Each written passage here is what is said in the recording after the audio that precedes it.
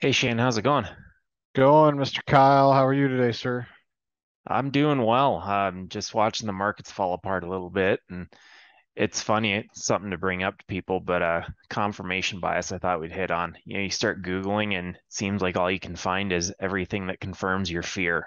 So didn't didn't come here with a whole lot of news today, other than reverting back to what I know best, and that's the charts. So Yeah, the charts show you lots of things, particularly how humans are behaving in real time. So I think news headlines often trump lines on charts, right? So usually when you get a big headline, you'll have to kind of reset your drawings a little bit and kind of move on from there. But absent major catalyst, I like drawing lines. They yeah. tend to work out more often than not. So um, it's worked for me in the long run, and I'm not. If it ain't broke, don't fix it, man.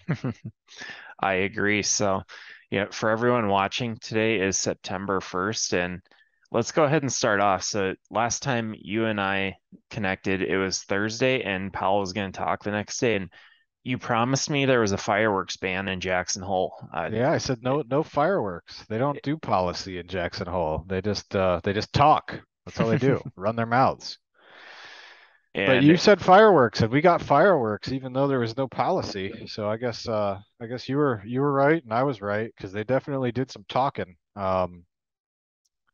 Yeah, on the screen I got 14 points that I highlighted out of Chair Powell's abbreviated speech, and so he didn't talk as much as I thought he might.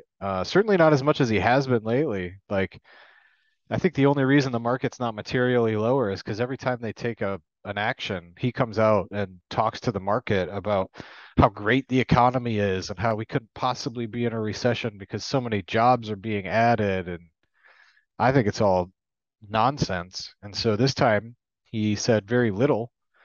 He took no questions and just basically laid out the bearish case for like why the market is too optimistic. And the market reacted. What was the market down on Friday last week? Do you know offhand? I'm gonna look real not fast. offhand, It's a nasty looking red candle, I can tell you that. From that it top to is. bottom, it was minus 3.38% for the SPY and minus 4.10% for the Qs. So it was a nasty day. So I don't know. We don't need to go through all 14 of these, but maybe we should. It's kind of worth it. I mean, the market's actually bouncing a little bit because we're on the phone. It usually does that when we're on the phone or when we're on this Elevate chat. So we're getting a little relief rally. Because by the way, there was news last night that the federal government is going to block NVIDIA from shipping or selling its most advanced chips to Russia and China. NVIDIA came back out saying, well, we don't sell anything to Russia, so that's cool. But they have about $400 million of revenue that they plan to get from China in the coming year, I guess, and on these particular chips, and that will not be happening. So they're actively trying to, downsell their customers in China to, I guess, a lower tier chip and salvage some of that revenue. But I mean, the market I think was only expecting 5 billion of revenue over the coming year or something like. I don't know. I probably have the numbers wrong. I just read it briefly and knew that it was bad. All the chips are down. AMD's down. Nvidia's down 10% today. So not good news. And I expect China will find a way to retaliate. One of my buddies was saying, wonder if China will retaliate by, shutting down the Tesla plants and sales in China. Now, I don't think that'll happen exactly, but if it did, I think it would be funny and kind of a very weak retaliation. But I assume China will do something. They can't be happy. Yeah. So we'll see what comes of that. But anyway, so that's the current news that's sending the market down. But that's just piling on to these 14 points that came out of Powell's um, very abbreviated speech on Friday from Jackson Hole. So Yeah. uh, Shane, uh, I think something I thought I would highlight on these points is s- just to remind people. So when the Fed talks, they're giving a plan of what they're going to do, but they don't have full control of the market. So what I'd look at and what I hadn't seen prior to this was the longer term bonds. Those interest rates had not been going up as much. They were just kind of moving the front end of the curve. And now as we're on this call, I'm just seeing the 10-year and 30-year getting hit pretty hard. Yields are going up. So the market's starting to believe what's getting said here. So why don't you tell us the few things that you thought were most important here? Yeah, the FOMC, we call them the Federal Open Mouth Committee, not the Open Market Committee, because they just always have their mouths open talking crazy. And whether the market believes them or not is always a toss up. So they're starting to get the point, I think. But number one, their overarching focus is to bring inflation back to 2% goal, which we are nowhere near. So they need to keep raising rates. They need to keep selling bonds, and doing QT, quantitative tightening. Number two, I think as we all know, and we've probably talked about on this call, but the burdens of high inflation hit the lowest income people the hardest, because their fixed expenses for food and gas and shelter go up proportionately more than people who have a lot of extra disposable income. So the poorest are getting hit the hardest, and that's a tragedy for our supposedly capitalist economy. Um, so restoring price stability will take time and require us to use our tools forcefully. So forcefully is bold for a reason. They are killing demand. So the Fed is on Operation Break Stuff. They are trying to break the market. Reducing inflation is likely to require a sustained period of below trend growth. That means GDP is going to grow slower than normal. As we know, it's shrunk the past 2 quarters. And believe it or not, the Atlanta Fed's GDP Now model just came out with an update before we were jumping on this call. They now expect GDP to be positive 2.6% quarter 3. I doubt it very seriously. Um, but hey, maybe GDP will grow this quarter. We'll find out. If here's the thing, is if GDP grows this quarter, it gives the Fed permission to tighten by even more. So not good for the market. This is like a good news is bad news situation. Um, he went on to say that they are going to bring pain, bring some pain to households and businesses. So obviously not a bullish comment. Number 4, the U.S. economy is clearly slowing. So that kind of offsets what we just heard about Atlanta Fed's GDP projection. A single month improvement falls far short of what the committee will need to see before we are confident that inflation is moving down. So even though inflation, didn't grow by very much or at all last month, that point number 5 kind of seems to indicate that the Fed doesn't really believe it's over. Number 6, the bold part is the most important, but this is not a place to stop or pause. So the market was sort of anticipating that the Fed would stop raising rates once they got to the neutral rate, their self sort of proclaimed neutral rate. I don't think we're anywhere near neutral at this point, meaning the rate that neither restricts the economy or accelerates the economy or accommodates. But either way, the market was expecting them to kind of pivot and either pause their rate hikes or maybe even start easing. I think the market was smoking dope, and this is Chair Powell's way of saying we're not going to stop or pause our rate hikes. Said another unusually large increase could be appropriate at our next meeting, so that's on September 20th. So we'll see if we get another 75 basis point or even 100 basis point hike in September. They will get one more inflation print before then, so that will probably impact things. But I don't see a situation where in September they don't hike at all, unless the market drops big time between now and September 20th. And I mean, by big time, I mean like another 20% from here, which is always possible. I just think that's kind of unlikely. Restoring price stability will likely require maintaining a restrictive policy stance for some time. So remember, they're at what they think is neutral right now. So they're not even restrictive yet, but they think they need to get to restrictive and stay restrictive for a while. So we'll see what that means. Historical records caution strongly against premature loosening. And that's going back to the 70s where we had a couple of recessions because the Fed kind of tried to unwind their hawkishness a little too early. Um, their responsibility to price stability is unconditional. What that says to me is that doesn't matter what happens to the stock market, right? A lot of people have looked at the Fed put as being in place for a long time, meaning that you could bet the Fed would ease monetary policy to bail the market out of a drawdown. But unconditional to me speaks directly to the fact that the market might go down a lot and we don't care. Our job is to get price stability back under control. So that's very bearish. Uh, Clearly a job moderating demand to better align with supply. Well, they can't control supply. So what they can do is control demand, and they control demand by raising rates and making things more expensive. So they are committed to destroying demand, most importantly with housing. And we'll look at mortgage rates in a minute. Um, Longer the current bout of high inflation, the greater the chance of expectations of high inflation will become entrenched. So this is more of a psychological or behavioral economics situation where the higher inflation stays, the longer people expect it to stay high for, and it's kind of like a positive feedback loop that is very bearish for the market. So they need to break that. Then he invokes Volcker.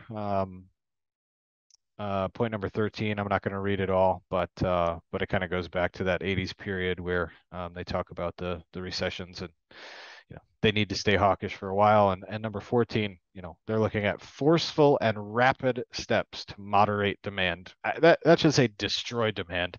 Um, Anyway, zero of those things are bullish. This time the market didn't interpret it as bullish, which is probably wise. And so we got a big drawdown on Friday. I gave you the numbers already, and the market has just continued to drop since then. In fact, the Qs is now down another 4.5% this week, and no end in sight. Looks like we could drop a lot further from here still. So we are, for everybody who said that the bear market was over and the bottom was in, the bear market has said not so fast. And we'll see that in a couple of charts. But did you have anything to add on that before we move on? No, I think you covered it well there. So, the big thing I just bring it back to is it's that language that they are not going to be accommodative to a bullish market. They're going to do what they have to do. And you're seeing it play out in the bond market. And that's always the big one because the Fed likes to kind of jawbone the market. So, talk and Yeah, hopefully the they market talk a just big does game. it. They talk a And big game, and then hopefully the market reacts in a way that they won't actually have to go that far. That's pretty much yep, what they're trying to do here. But this is very bearish. Definitely not bullish. yep. So, you know, this is a time. So I want to back up here. We're looking at SPY. Right about now is when it gets a little frustrating. And what I mean by that is you have this support level. So at about 391, we had some highs set here, a lot of volume traded there, and that's right about where we are today, which I see you drew this support line trending up. Yep. You do not want to short the market here and you don't want to sell. This is just risk reward, and that's always what we go back to. Not great right here. You could see a bounce, and that's kind of what I'm betting on is a little bit of a bounce. Where it goes from there, back to your comments you had earlier, I am not bullish. I think that we're going to find a lower level to base at, but right now you're approaching a little bit of oversold conditions right on support. And I think this one too, I was thinking about is if you were in cash and you're thinking, well, what do I do in this market? Me personally, this is a spot where having about 50% getting into the market for the first time, if I'm on a traditional 401k plan with work where I get those cash inflows, I like this because you're looking to hold 20 plus years, so it's a nice little discount. But it's I don't know. All I see here is that little level of support, but this is not looking bullish to me at the moment. Oh, this looks awful. This looks awful. I won't be surprised to see fresh lows in the market, and I don't think I'd be opening a new short here with that support, that purple line that we're sitting on.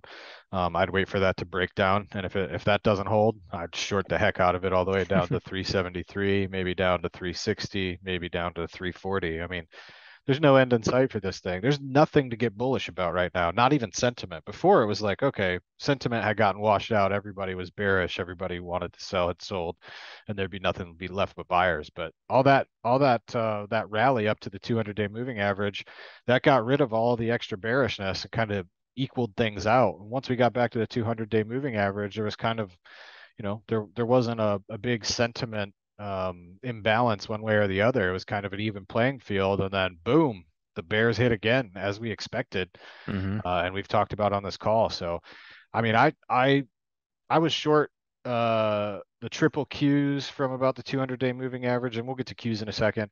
I covered it into the Fed because I saw that little bounce happening, and then I reopened my short right after the Fed came out and we broke the lows. So I'm sitting short lots and lots of things. I have no longs in my personal account right now. I've got room to short some more, but I don't see any reason to be bullish here. Certainly not aggressively. And, if I were in a 401k plan, I'd probably have a lot of cash, at least 50% cash, like you were saying. And I probably wouldn't be putting any money to work. I would just be doing my future allocations into the S&P 500 or, some type of growth index and just average in that way with my new contributions and, sit on a ton of cash for a while. Cause again, I don't know. I mean, maybe, once the holidays come and maybe if the Fed are hiking rhetoric, then maybe we can get an end of year rally. But for right now, I mean, we're still in the sell in May and go away period, which lasts all the way till the end of October. I just don't see any reason to be aggressively long. So No. this chart looks ugly too. So Yeah. And I want to point out this is the biggest thing I see. This candle right here. So this is when the Fed talked, is you came up, you were pulled back to do a little backfilling. Go to the next slide. It'll zoom in a little Yeah. bit and give us a little bit better picture. Oh, there There we we go. go. Yeah. So yeah, it's right here. You had this little bit of a rally into the Fed meeting and a huge washout, broke support, lots of volume. That is the biggest indicator to just get out of the way on this one Yeah, and I because think that rally into the Fed was just people like me covering their shorts saying, I don't really want this risk right now. I made money on the drop from the 200-day moving average to there. And so that little rally into the Fed was just people saying, okay, I've made a little bit of money on the short side here. I'm not holding this through the Fed. And then once the Fed came out, said those 14 points, everybody was like, never mind, want my shorts back. Yep. And I'll hit on it here in a minute, but we'll talk about market breadth. Here's a slide you drew, and this goes back to what we were showing before is these relative, resistance ranges broke out, and that was a textbook breakout, but Yep. not Failed. everything is absolute in technical Yeah. analysis. Even And even textbook breakouts fail, man. I mean, it was a failed breakout. It wasn't a fake breakout. It was a real breakout, but it failed. Failed mhm, quickly. So, that was an opportunity to get short. And at the bottom of the screen, you can see as the MACD rolled over to negative, the market goes down when the MACD is red, man. I mean, in a bear market, that's what happens. So, not your primary indicator on the momentum, but just a confirming factor when you're like, boy, this thing deserves to go down and momentum is also rolling over, you can get pretty confident in your shorts. yep. So, the next one here, I think this is important, and just what I was talking about is confirmation bias. I started Googling and I want to know what's going on. And you just find articles that reinforce your bias, and it's not good. Now, if you look here, this is by sector, and then you've got the moving averages up top. So 5, 20, 50, 100, and the percentage of stocks within those sectors that are above those averages. I mean, you go across 5-day, nothing, 20-day, nothing. 50-day, you still have energy and utilities. A good portion of those are out above, but all these others are under 50%. I mean, this is not what you want to see if you're trying to pick a spot to be buying the market. This No, is just telling that you, is a sea of red. It says do not aggressively buy anything. yep. So this is telling you just get out of the way, go do anything else other than try to be putting on long positions for a shorter time period. Like I said, it's always a little different when you're managing your 401k where you're going to hold it for 20 years. Here's the other chart. So this is a big one. So this is every sector, and this is from barchart.com. We've talked about this before, just a free resource for everybody. But here's energy up here, just flying high. look at every other sector right here. So it rallied up and they are all rolling over right now.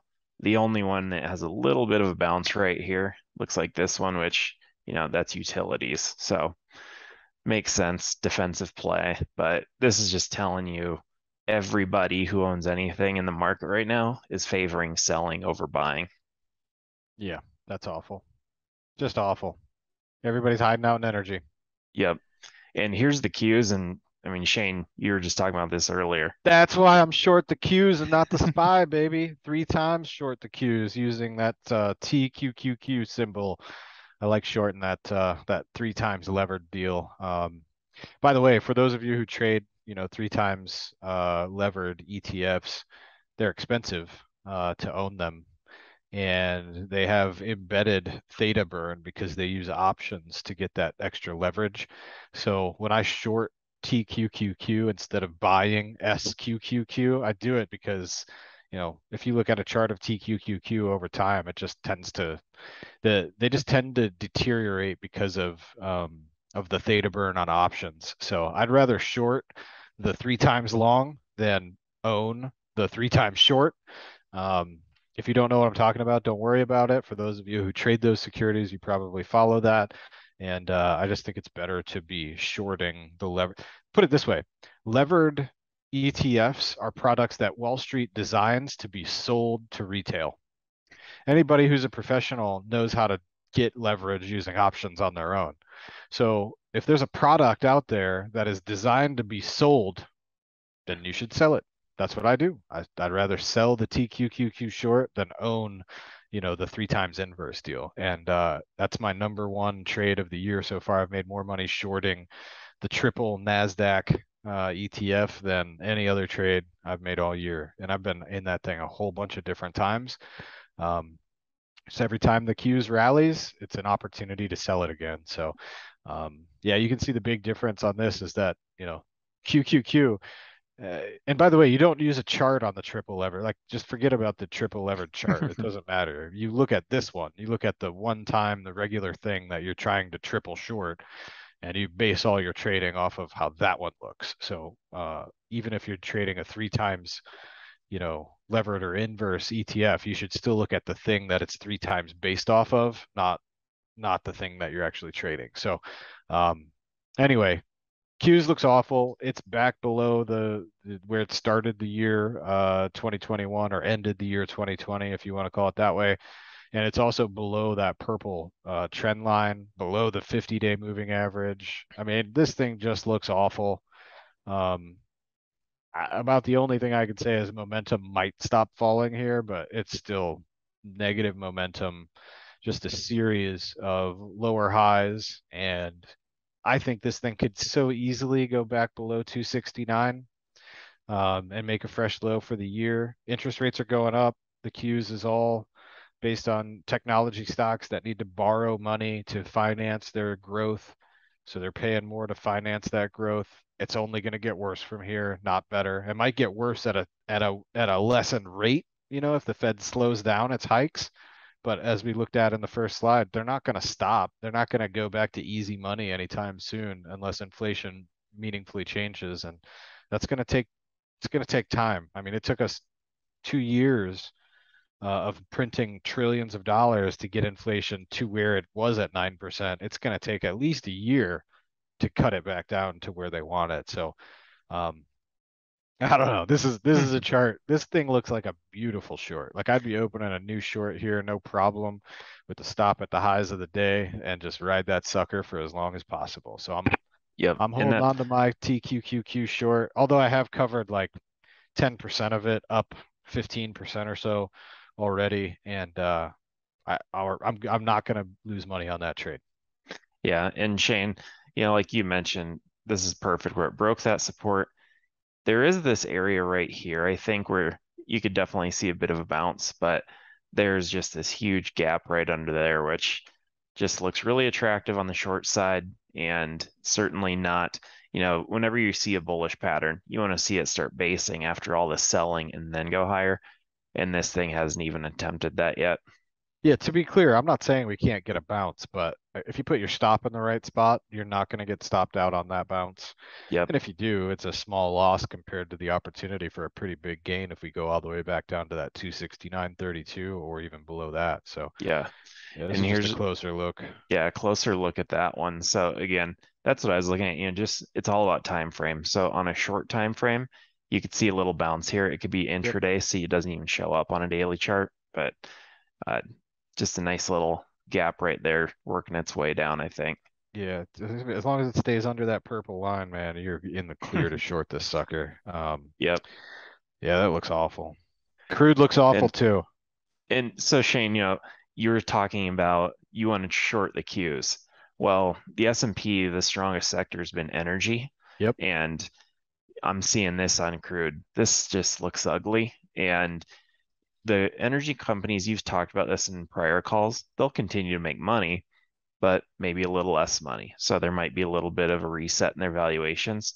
Uh, but this just does not look good right now. It's right on support. It failed at the 200 and the 50.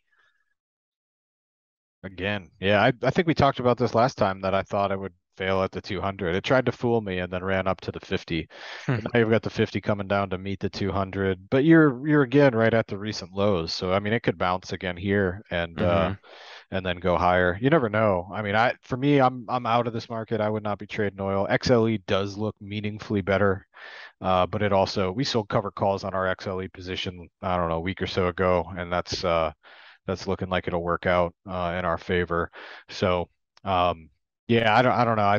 There's definitely a lot going on in the oil markets. You've got Iran trying to come back online with the nuclear deal, being able to sell oil, and then you've got the Saudis. The OPEC Plus basically did say that they were going to cut production to support price of crude. So, I mean, if I had to go long somewhere, I'd be looking for opportunities to get long the energy space. But as we know, I don't trade crude oil. So I am not trading this, but yeah, this is not a place really I don't think to go short. If it makes a new low here, if it drops below the recent lows, I would be interested in shorting crude oil if I was trading those markets. And certainly if it breaks out above both the 50 and the 200, in that recent high from a few days ago, then I'd be interested in maybe going long. But right here, I don't. I'm watching. I'm a bystander. Yeah, this is one where, you can try and trade the range and go long here and have a very tight stop. Yep. Yep. Odds aren't necessarily in your favor on that one, but Yeah, you it's got range momentum bound. rolling over at the bottom too. So Yeah. yeah, I would not be looking to go long here. I think that's a risky trade. But yeah, like you Yep. said, if you put your stop at the recent lows, you're not risking very much to take a gamble. So Yeah, worth a so shot. this one you could definitely see it break down. And part of, I guess, my own thought on that is we'll go through this, but I'm just seeing some signs where commodities in almost every asset class is getting hit, and I don't think energy is safe. And here's one. I mean, gold. I I'm almost over talking about this chart. It's This is Yeah, the it looks ugliest ugly. thing I've seen Gold's on going this. down. Let's hope it stops going down at 1673 and gets a new upside. Yeah, That's so about we all had you that can nice say about it. rally. It broke out here, came back for a retest, and it failed. So every Failed, failed, every failed. Yeah. yep, every chart gets put to a test, and it failed that test. So not interested there. Bitcoin, you know how I feel about this. Bitcoin rallied up into that 22, that 21,940 area, and then failed again. So, Yep, yep, Bitcoin's we got momentum trying to curl back higher. But this is a stay away trade here for now. No reason to do anything with it. yep. So here's another one, just when we're talking fundamentals, inverted yield curve, and that's Yep. where we sit today. So I think we've It's seen a bounced little bit bounced a of little bit off improvement. the lows. Yep. Yeah, and part of that, like I mentioned, is the long end of the curve. Rates are starting to pick up a little bit, which I Look, the guess damage that's is done. The yeah, damage is done. It doesn't matter. I mean, it's not going to stay inverted forever. It never does. That's not the point. The point is that once it goes this deeply inverted and stays that way for even a little bit, you're very, very likely to see a recession in the next 18 months. So maybe we're already in one. We can debate that another time. Um, but I think there's probably a deeper, longer recession coming than whatever we saw for the first 2 quarters of 2022. And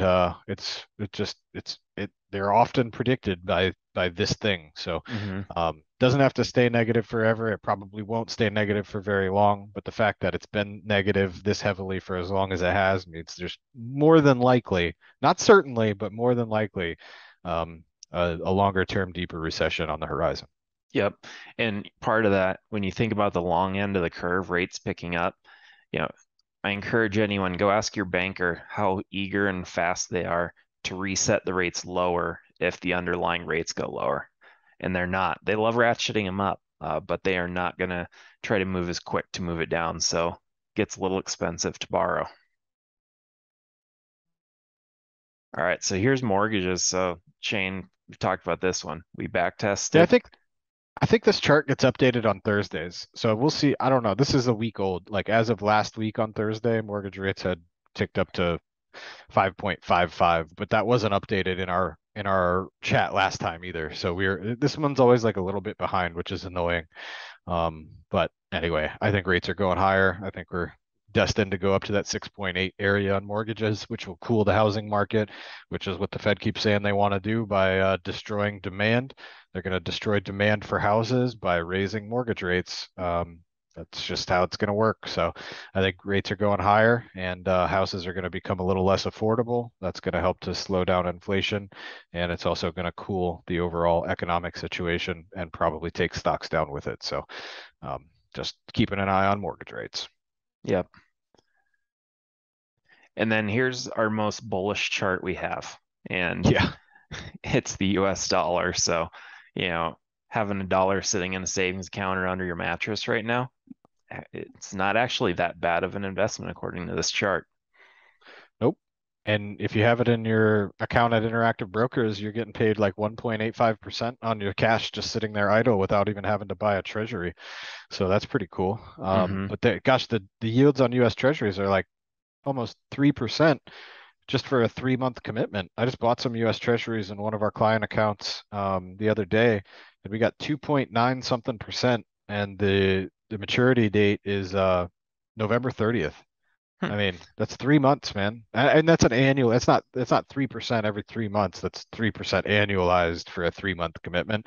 So don't you can't get 12% by doing four of those, over the next year. That's not going to work that way. You'll still get about 3%, but Yep.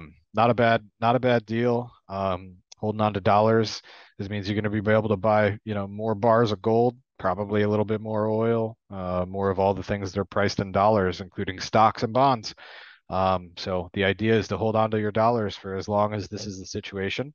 And eventually the dollar will peak. And I think there's a ways to go though. I mean, all the the currency basket that this is compared against, um, all the interest rates for, Europe and UK and everywhere else, they're all much lower than in the United States because the Fed has raised rates more quickly than any of those other countries. And so that's why the dollar is so much more valuable than all those other, I guess, not countries, but currency, regimes.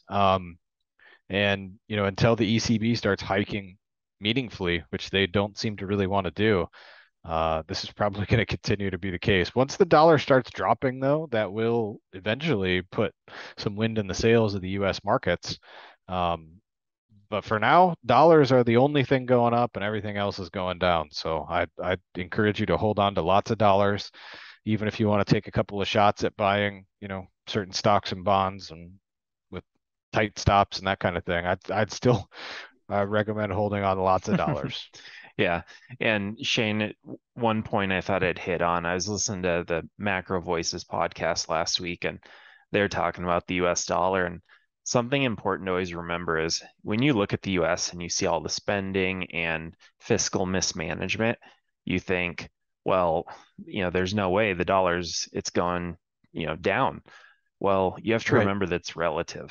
So it's relative to every other government out there and how they're managing things. So, given that the US, I still think that's the place to be. I think dollars are a better place than going out and buying Chinese yuan or, any other currency. The US dollar is the nicest house in a bad neighborhood. Yep.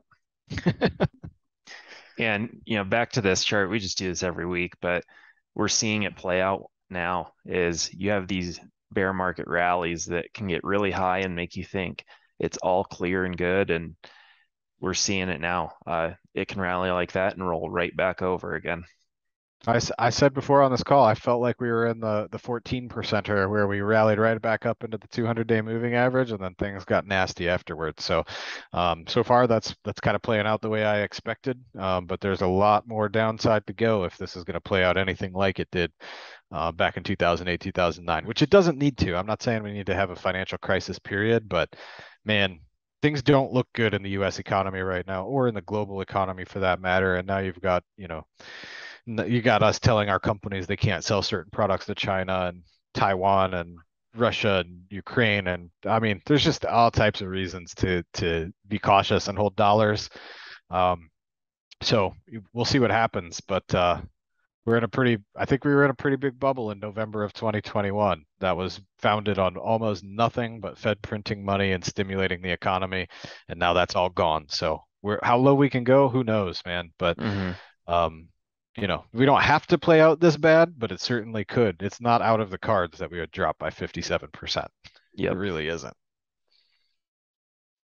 So this next one here, you brought this up, but the balance sheet rolling off. So for anyone that doesn't know, the Fed bought a lot of mortgage-backed securities back in '08 when they were trying to help the mortgage market. And they are going to start selling those. And what that means is it sucks money out of the economy, tends to raise rates. And Shane, I don't know if you want to add on to that. Yeah, I mean, it's not even just that. I mean, it was just US Treasuries in general that they were buying in order to keep rates low. So, I mean, if you take the biggest buyer, and they're not even selling bonds, they're just not replacing them when they mature. So, effectively, what you've done is you've seen the biggest buyer in a market walk away from the table and say, we're not buying anymore. That's it. So, they're not actually selling. It's just that when the bonds mature, they don't get replaced with new bonds. So, I mean, functionally, that takes money out of the economy. So it's like the Fed taking money back in, sending it over to the Treasury, and the Treasury lights it on fire, and then those dollars come out of the economy. But what happens in any market when the biggest buyer in any market goes away? I don't like it. If the biggest buyer of lawnmowers stops buying lawnmowers, what's going to happen to the price of lawnmowers? Well, they're going to go down. If the biggest buyer of chocolate walks away and says, we're not buying any chocolate anymore, what's going to happen to the price? It's going to go down. So it doesn't matter what it is. If the biggest buyer of anything leaves the market and says, we're not buyers anymore, we're not necessarily selling, but we're not buying, well, the demand has gone down. So demand for buying US Treasuries has gone down. So what has to happen in order to bring more buyers to the table? Well, the interest rate has to go higher. That's how it all works out, right? I mean, so this is effectively just the Fed stepping away from the purchasing table. And just by doing that, interest rates have to go up, which means bonds have to go down. As interest rates go up, um, the time value of money changes, right? So present values of anything actually go down, not just bonds. What I find most interesting, though, is that the orange line at the top is the Fed's balance sheet. And you can see that, I don't know if you can actually see it, but I'll tell you, it says on the right-hand side of the screen that the balance sheet has grown in 2022. This is just a year-to-date chart. It has grown by 96 basis points. And that was as of I think August 17th was the last data point. So the balance sheet has actually increased by 1%, despite the fact that the Fed has not been buying any new securities for their balance sheet since June 1st. And so this is set to accelerate. They were supposed to let, I guess, $47.5 billion a month roll off the balance sheet each month starting in June. And then it was supposed to double. Actually, today is supposed to double to 95 billion, but they haven't done anywhere near that amount. So I think the way that they wrote it back in like May when they made the decision was, we'll let a maximum of 47.5 billion roll off the balance sheet. Well, they didn't ever get anywhere near that maximum. They were only shrinking by about 17 billion. And so now if they went to 95 billion from 17 billion, that would be almost 5x the amount. And so I don't think they'll do that. I think they'll um, and by the way, just to back up one step, that means they are still replacing some of the securities that mature on their balance sheet. So they're just not replacing all of them, right? So the biggest buyer hasn't totally walked away from the market, um, but they're walking away at sort of an increasing rate. Wow, I have an unstable internet connection, so hopefully y'all can hear me. Yeah, I still got you over here. Cool. So anyway, you can see the market drops because the Fed's balance sheet isn't growing anymore. If we zoom this out, which maybe I should have done, you would see as the Fed's balance sheet grew, the S&P 500 had a steady rally the entire time that the Fed was purchasing securities and keeping interest rates artificially low. And now they're flipping that around, and they've barely flipped it around. I mean, again, the balance sheet has actually grown by 1% this year, but just because it's not growing by more, the market is having a tough go at it. So if they actually stopped repurchasing the full 95 billion a month today, in September and going forward, the market, I think, would absolutely just melt down so fast that nobody would even know what to do about it. So they're Yep. trying to thread the needle despite their hawkish tone that we talked about in the first slide. But anyway, it could get a lot worse from here. It could absolutely get a lot worse. Yeah. So Shane, I think you have a couple trades here. Before we get into it, I just want to highlight something to people. I think I'll throw this in the show notes, but I went through and I was trying to figure out what's the overall market doing, and you can pull the sector ETFs. That's a simple way to pull up charts just like this and see what they're doing. But there were a number of, sector ETFs that look just like these charts. They went up, starting to roll over. I'll include those tickers if people want to look that up. You kind of build your own. You just put them in there, and you can go quickly flip through all the sectors. But Shane, tell me about these trades. We got two here. What was going on here? Yeah, so I didn't know how much material we'd have for this call today, so I thought I'd just throw in a couple of personal trades just to just kind of show you guys how I look for shorts. We've gone on a little longer than I expected to, which is cool. But so I'll try and just go through these quickly.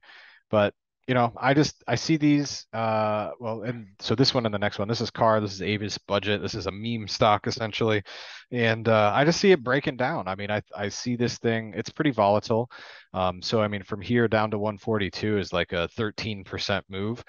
And, again, when I enter a trade, it's usually in the first hour of trading during the day.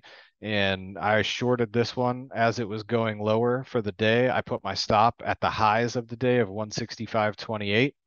And my goal is to just hold on to this thing for as long as I possibly can, as long as it doesn't go above 165.28. So, I mean, essentially, it's $5 of risk, for about $18 of reward, just down to the recent lows at 142.31.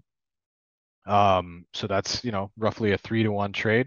And my plan will be to cover about 10% of the trade when I'm up 10%, probably cover another 10% of the trade if I get up 20%, and then just kind of hold on to the rest and trail with the 10 or 20-day moving average from that point forward. But just to show how I enter a trade, I mean, this thing broke down. It broke below its 50-day moving average. It broke below the purple trend line of higher lows, and it just looks overall like it wants to go back and retest those lows at 142, if not break down even further. I mean, fundamentally, this thing is worthless. I can't believe it trades at $160 a share. And so I think for a lot of reasons, this thing will never go back to the 300 area where it was trading in April and May. Um, I think their business is materially impaired, and I don't see that changing anytime soon. So the fundamentals all line up. The technicals look good. The risk to the highs of the day aren't very much. I think I entered this at my average selling price is 163.44. So from 163.44, I really only have $2 of risk on this thing. If it goes above that intraday today, I will close the trade for a very small loss. But I think this thing has a lot of downside left to it, and so to me, risking $2 to make 18 or way more, depending on if it even holds up at that 142 level. Just makes a lot of sense. And so I'm short Avis budget. Sounds good. And then looks like kind of the same thing here. So we have a really big rally up here, got over the average and just failed. And yeah, anything different here? Nope, Trip just, I mean, it had a nice big run. It was up from 1687 at the recent lows up to almost $28. So it was up like 65% in just a few weeks, maybe a month. And then it failed, dropped below its 200-day moving average. And so I shorted it this morning again as it was moving lower. My cost is $23.14. So I'm literally risking, like what, 45 cents or something a share on this. Uh, and I think it'll go down at least to its 50-day moving average, if not all the way back down to 1689. And so, if it goes above 2362 today, I'll close it.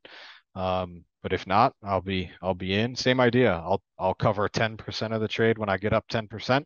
I'll cover another 10% when I'm up 20%, and I'll trail the rest with the 10 and 20-day moving averages, which I probably should have put on here.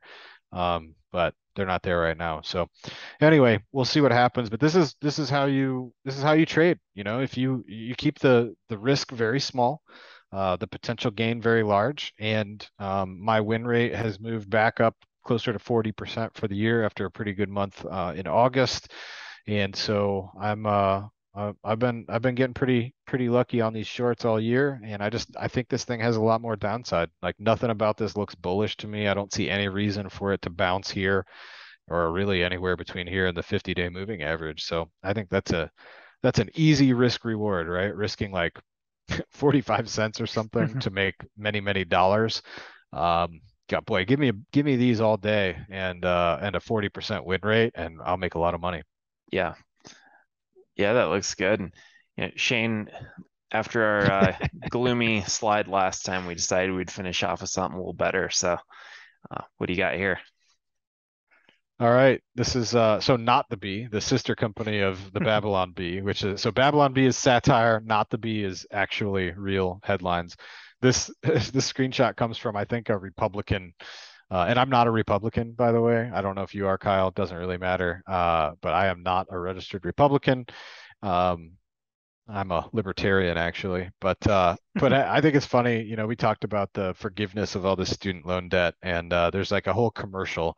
But this is just one slide that I thought I would screenshot and share. So, people with the working blue collar people of the world are now paying back the student loans of business majors and liberal arts majors who borrowed obscene amounts of money to go get a degree that they can't figure out how to pay their loans back with. So I just thought it was a little ironic. It's not. I mean, obviously you can laugh at this and get a chuckle, but it's also true. That's what makes it funny is that it's true, is that there's a ton of people going to work, waiting tables, working their butts off, probably two or three or four different jobs to make ends meet.